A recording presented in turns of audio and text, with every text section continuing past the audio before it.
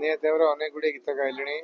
ଆଧୁନିକ ହଉ, ଭଜନ ହଉ, ସୁଫି ହଉ, ତ ସବୁ ପ୍ରକାର ଗୀତ ଗାଇବା ପାଇଁ ଚେଷ୍ଟା କରିଛି ଏବଂ ଏଇ ଫିଲ୍ମରେ ବହୁତ ଚମତ୍କାର ଗୀତଟିଏ ମୋତେ ମିଳିଛି, ଗୋଟେ ଫ୍ୟାମିଲି ସଙ୍ଗ ମିଳିଛି।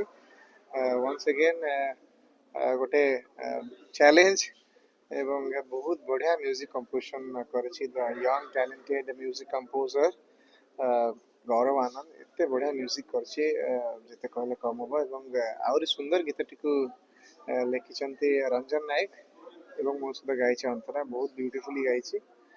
ଆଉ ଅର୍ଧେନ୍ଦୁ ଏବଂ ଏଲିନାଙ୍କର ଦମଦାର ଷ୍ଟାରକାଷ୍ଟ, ଆଦିକନ୍ଦ ସାହୁ ଆମର ପ୍ରଡ୍ୟୁସର ଯିଏ ଅଛନ୍ତି ତାଙ୍କୁ ବହୁତ ବହୁତ ଧନ୍ୟବାଦ। ଏବଂ ସାଇ ମଙ୍ଗରାଜ ଭାଇ ଏତେ ବଢ଼ିଆ କରିଛନ୍ତି, ଡିରେକ୍ସନ୍ ଦେଇଛନ୍ତି, ମାନେ ଟିଜରରୁ ହିଁ ଜଣାପଡ଼ୁଛି ଯେ କେତେ ବଢ଼ିଆ ଦମଦାର ମାନେ ଫିଲ୍ମ ହେଇଥିବ ବୋଲି ଆଶା ଅଛି। ଏବଂ ନିହାତି ଭାବରେ ଲୋକମାନେ ଚ୍ୟାଲେଞ୍ଜକୁ ଦେଖିବାକୁ ନିକଟସ୍ଥ ପ୍ରେକ୍ଷାଳୟରେ ଆସିବେ। ନିହାତି ନିହାତି ଭାବରେ ବହୁତ ସୁନ୍ଦର ଗୀତ, ଚମତ୍କାର ମ୍ୟୁଜିକ୍ ଗୌରବ ଆନନ୍ଦଙ୍କର ଏବଂ ଚମତ୍କାର ଲେଖା ରଞ୍ଜନ ନାୟକଙ୍କର ଏବଂ ମୋ ସହିତ ଗାଇଛି ଅନ୍ତରା। ତ ସେଇ ଗୀତରୁ ନିହାତି ପଦେ ଶୁଣେଇବି। ତୋ ଖୁସିରେ ଥିବ ଆମ ଖୁସି, ସେ ଖୁସି ତୋର ଥିବ ବାରମାସୀ, ଦିନ ରାତି ବିତିଯିବ ହସି ହସି। ତୋ ଖୁସିରେ ଅଛି ଆମ ଖୁସି, ସେ ଖୁସି ତୋର ଥିବ ବାରମାସୀ, ଦିନ ରାତି ବିତିଯିବ ହସି ହସି। ସତ୍ୟଜିତଙ୍କ ଖୁସି ପଛର କାରଣ କଣ? ସବୁବେଳେ ଆମେ ଦେଖୁ ଆପଣ ଖୁସି ଖୁସି ଥାନ୍ତି, ହସନ୍ତି। ମୋ ଖୁସି ପଛରେ ରାଜ ହେଉଛନ୍ତି ମୋର ଦର୍ଶକମାନେ, ମୋର ଭଗବାନ, ମୋ ଶ୍ରୋତା, ଯେଉଁମାନେ ଶୁଣୁଛନ୍ତି ମୋ ଗୀତ ଏବଂ ମୋତେ ବହୁତ ଭଲ ପାଇବା ଦେଉଛନ୍ତି। ଏବଂ ଆପଣମାନଙ୍କ ମାଧ୍ୟମରେ ମୁଁ ପହଞ୍ଚି ପାରୁଛି। ଆମର ମିଡ଼ିଆ ଭାଇମାନଙ୍କୁ ବହୁତ ବହୁତ ଧନ୍ୟବାଦ। ଏତେ ବଢ଼ିଆ କଭରେଜ ଆମ ଫିଲ୍ମ ପାଇଁ ନେଉଛନ୍ତି ଏବଂ ଆମକୁ ଲୋକଙ୍କ ପାଖରେ ପହଞ୍ଚାଉଛନ୍ତି, ସେଥିପାଇଁ ବହୁତ ବହୁତ ଧନ୍ୟବାଦ।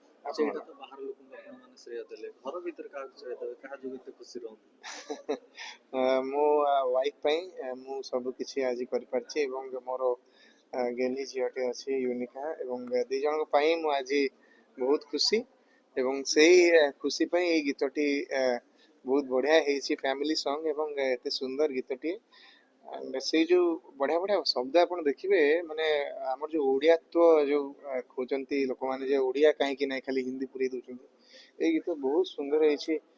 ଯେମିତିକି କୁନି କୁନି ପାଦେ ତାର ଝଲସି ଯିବ ଦୁନିଆଟା, ବାଜିବନି କେବେ ହେଲେ ତା ଦେହରେ କଣ୍ଟା। ତ ସେ ଯେଉଁ ଫିଲ୍ ଦେଖନ୍ତୁ, ମୁଁ କହିଲା ବେଳକୁ ମୋର ପୁରା ଗୁଜବମ୍ସ ପଳେଇ ଆସିଲାଣି, ରୁମ ଟାଙ୍କୁରି ହେଇଯାଉଛି। ତ ନିହାତି ଭାବରେ ଯେଉଁ ପାରିବାରିକ ଯେଉଁ ଭଲ ପାଇବା ଥାଏ, ଯେଉଁ ଫ୍ୟାମିଲି ଭିତରେ ଗୋଟେ ଲଭ୍ ଥାଏ, ସେ ବଣ୍ଡିଙ୍ଗ, ଗୋଟେ ନୂଆ ପିଲାଟିଏ ଜନ୍ମ ଯେତେବେଳେ ହୁଏ, ଫ୍ୟାମିଲି ଭିତରେ ମାହୋଲ କେମିତି ଥାଏ, ତ ନିହାତି ଭାବରେ ସମସ୍ତଙ୍କ ହୃଦୟକୁ ଛୁଇଁବ ବୋଲି ଆଶା ଅଛି ଏବଂ ଚ୍ୟାଲେଞ୍ଜ ଫୁଲ୍ ବୋବାଲ କରିବା, ଦଶହରାରେ ଧମାଲ କରିବା। ଆଚ୍ଛା, ଆଉ ଗୋଟେ କଥା ପଚାରିବା ପାଇଁ ଚାହିଁବି ଯେ ଆମେ ଯେତେବେଳେ ବି ସତ୍ୟଜିତ ଭାଇଙ୍କୁ ଦେଖୁ, ସବୁବେଳେ ତାଙ୍କର ୟୁନିକ୍ ଗୋଟେ ଲେଖା ନୂଆ ନୂଆ କ୍ୟାପ୍ ଥାଏ, ନୂଆ ନୂଆ କ୍ୟାପ୍କୁ ମ୍ୟାଚ୍ କଲା ଭଳିଆ ଗ୍ଲାସ୍ ବି ପିନ୍ଧନ୍ତି। ତାଙ୍କୁ ଗୋଟେ କୋଉଠି ସବୁ ଭାଇ ପାଆନ୍ତି? ଏତେ ଘରେ କେତେ ଟୋପି କଲେକ୍ସନ୍ ଆଉ ଚଷମା କଲେକ୍ସନ୍? ଟୋପି ଆଉ ଚଷମା ଅସଂଖ୍ୟ ଅଛି, ଗଣି ହେବନି। ମୁଁ ଯେଉଁ କଣ୍ଟ୍ରିକୁ ଯାଏ କି ଯେଉଁ ଷ୍ଟେଟ୍କୁ ଯାଏ, ସେଠୁ ଗୋଟେ ଗୋଟେ ମୁଁ କଲେକ୍ଟ କରେ, କଲେକ୍ସନ୍ ଆଣେ। ଦେଶକୁ ଗଲାଣି ଆଉ କେତେ ଟୋପି ଆଣିଲାଣି? ବହୁତ ଗୁଡ଼ାଏ ଅଛି, ମୁଁ କାଉଣ୍ଟ କରିଛି। ଏଇଟା ୟୁଏସ୍ରୁ, ସେଇଥିପାଇଁକା ସବୁ ଜାଣିଛି ଆଉ କ'ଣ ବଢ଼ିଆ। ଆଚ୍ଛା, ଏଇ ଗୋଟେ ଲେଖା ଟୋପି ବାହାରେ କେତେ ଟଙ୍କା ଆପଣଙ୍କୁ ପଡ଼େ? ଏଇ ଟୋପିର ସେ ଟଙ୍କା କ'ଣ ମୂଲ୍ୟ କିଛି, ମାନେ ସେମିତି କହିଲେ କ'ଣ ହବ? ପଇସା ପତ୍ର କିଛି ଦରକାର ନାହିଁ, ମାନେ ଭଲ ପାଇବା ହେଉଛି ସବୁଠୁ ବଡ଼ କଥା। ପଇସା ତ ମାନେ ସମସ୍ତେ କମଉଛନ୍ତି, ବଟ୍ ଭଲ ପାଇବାଟା କମେଇ ହେବନି। ଭଲ ପାଇବାଟା ଲୋକମାନେ ଦେଲେ ହିଁ ସେଇଟା ଆପଣ ପାଇପାରିବେ। ତ ଟୋପିର କ'ଣ ଦାମ କ'ଣ ଅଛି?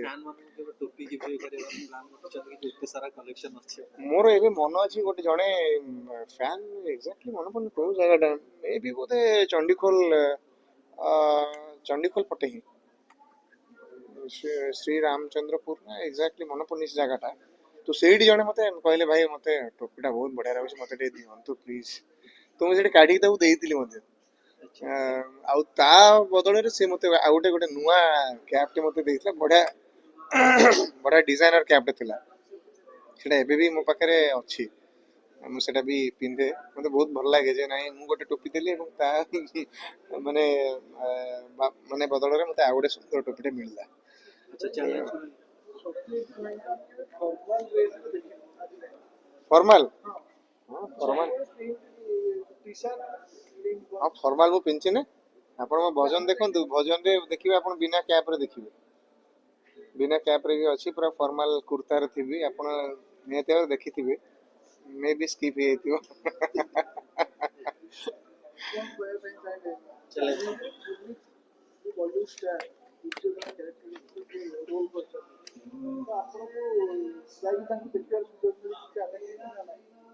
ନାଇଁ ମୁଁ ତ ତାଙ୍କୁ ଦେଖିନି, ମେ ବି ଯଦି ସେ ଆସିବେ ଏଠି ଅର ଏଲ୍ସ ଆମର ପ୍ୟାନ୍ ଇଣ୍ଡିଆ ରିଲିଜ ହବ, ଯେହେତୁ ଓଡ଼ିଆ ବି କାହାଠୁ କମ୍ ନାହିଁ, ଓଡ଼ିଆ ଭାରି ବଢ଼ିଆ।